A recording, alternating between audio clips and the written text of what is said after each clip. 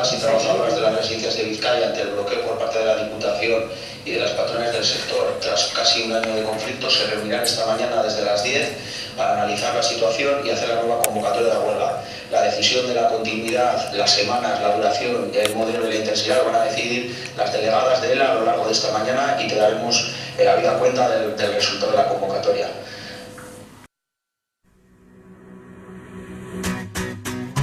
He's a 20th century boy with his hands on the